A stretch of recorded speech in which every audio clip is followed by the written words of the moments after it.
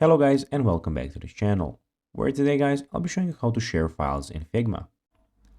Now guys, the first thing that you need to do is of course go to figma.com and you'll be greeted by a screen looking similar to this one.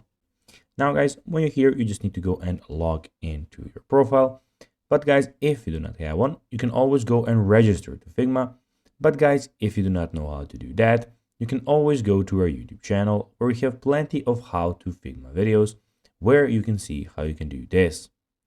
Now guys, that we got that out of the way, let's see what we actually have in front of us here.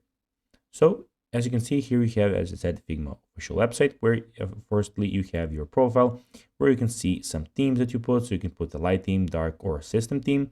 You have your settings. You can get the desktop application if that's much easier for you. You can add another account and you can log out of the account that you're in at the moment.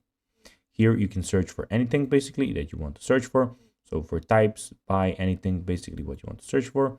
We have your themes here. We have your drafts, which I at the moment don't have any. You can go and have deleted drafts, the ones that you just made. You can view plans here. If you at the moment I have a free plan, but if you want to get another plan, you can go there. And you also have your favorite files. Here you have your themes. So basically it's my theme project that I can go and create another one.